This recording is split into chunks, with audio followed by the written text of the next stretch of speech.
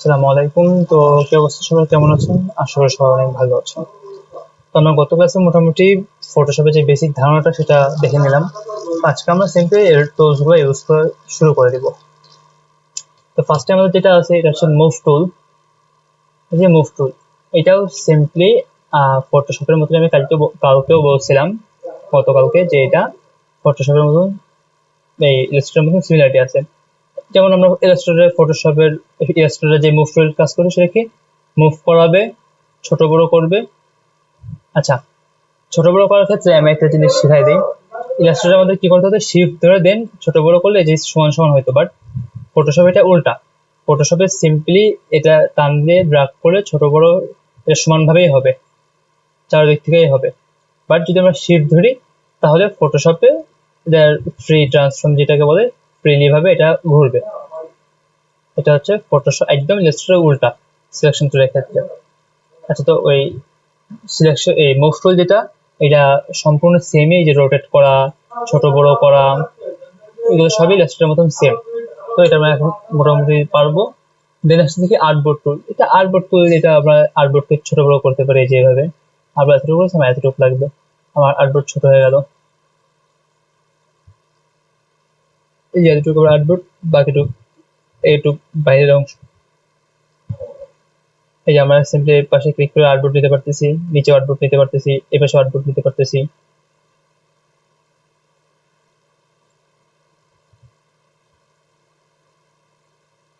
হচ্ছে এটা আর্টবোর্ড আমাদের এতটাও কাজে লাগে না, এই আর্টবোর্ড টুলটা তোমার কাছে এটা প্রয়োজন নেই কাজ করার।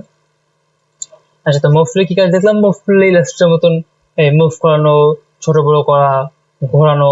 সিমিলারলি ইলাস্ট্রেটর মোটামুটি কিছু কিছু সফটওয়্যার আছে যেগুলো ইলাস্ট্রেটরের মতনই।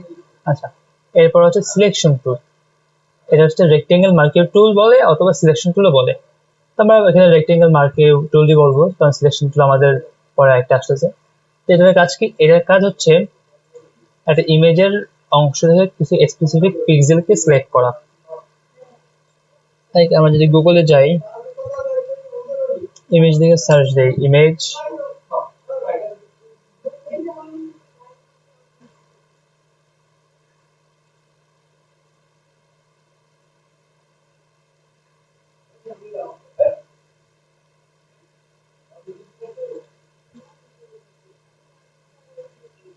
সিম্পলি কপি করে নিয়ে আমরা এটা কপি করে ফটোশপে নিয়ে আসলাম।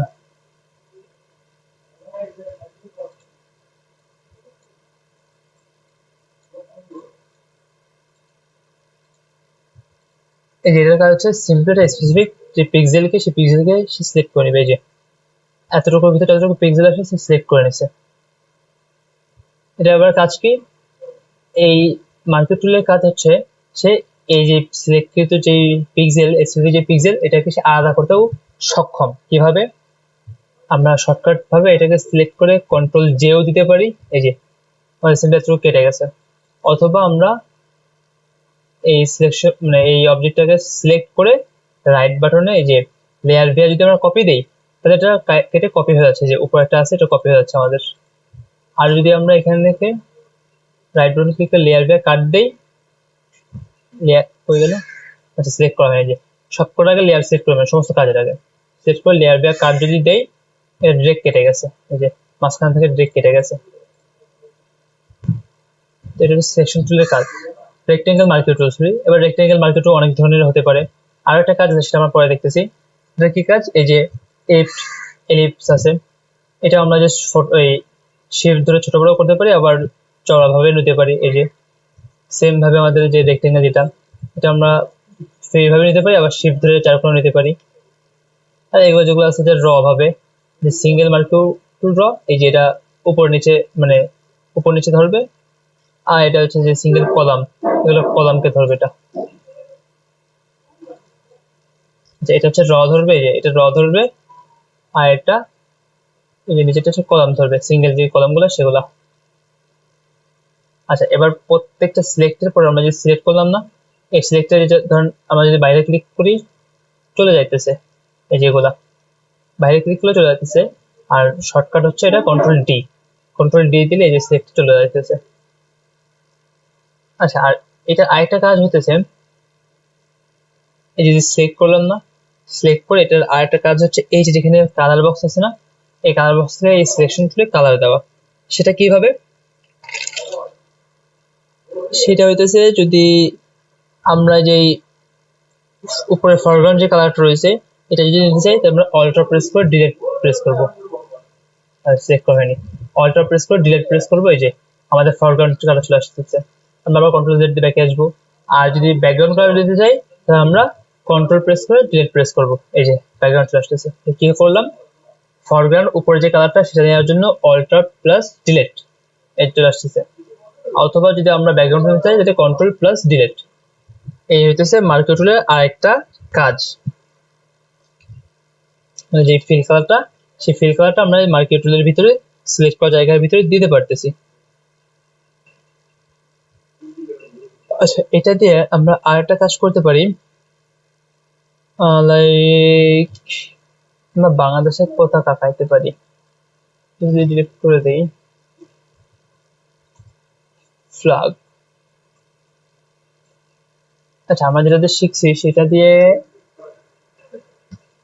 বাংলাদেশেরটা আঁকানো যাবে আর ইন্ডিয়ারটা আঁকানো যাবে, বাট ইন্ডিয়ার মিলে যেটা এটা আঁকাইতে পারবো না।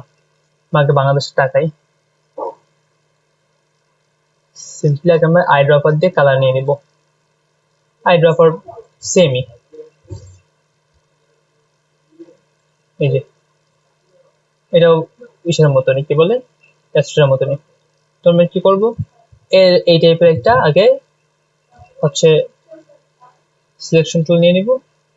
এই যে এবার কি করব, অল্টার প্লাস ডিলিট, এই যে আমাদের সবুজ কাজ চলে আসলো। তারপর কি করব, একটা রেক্টেঙ্গেল মার্কার টুল নেব, নিয়ে একটা মিডিলে একটা এলিপস সিলেকশন এটা নিব, নিয়ে কন্ট্রোল প্লাস ডিলিট দেব।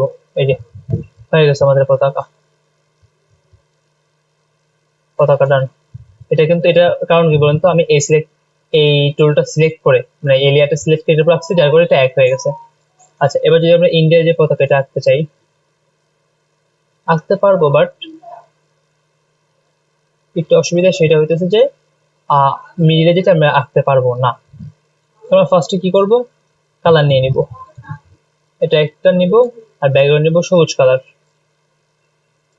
আচ্ছা, ফার্স্টে আমরা সম্পূর্ণ একটা বড় করে এই পর্যন্ত নিয়ে নিব, নিয়ে এটাকে আগে সাদা কালার দিয়ে নিব,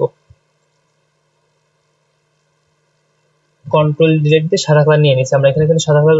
আচ্ছা, আমরা এখানে একটা নতুন লেয়ার নিয়ে এটা পরে দেখাবো, আপনারা এখন দেখবেন যে সেখানে কি করছি সেটা দেখেন। আমরা অল্টার ডিলিট দিয়ে সাদা কালার নিয়ে নিলাম এখানে, এই যে আমার এখানে সাদা কালার চলে আসছে। এবার কি করব, এবার আমি এটাকেই, আচ্ছা আমি এইভাবে না করে আরেকভাবে করতে পারি। নতুন একটা সেকশন নিয়ে এবার এই পর্যন্ত আমি এই কালারটা নিব। এবার কি করব, অল্টার প্লাস ডিলিট, এই যে কালার চলে আসছে। এবার সিম্পলি আবার আমি এইভাবে আরেকটা নিব, কি করব, কন্ট্রোল প্লাস ডিলিট। এই যে মাঝখানে একটা যেহেতু আছে, আমি মাঝখানেটা যেহেতু সম্পূর্ণ দিতে পারবো না, ওই সেমটা আমরা এই টুল দিয়ে, তো আমি এই কালারটা নিয়ে সিম্পলি হচ্ছে পুরো কালারটা দিয়ে দিব। তবে আমি কন্ট্রোল অল্টার ডিলিট চলে আসতেছে,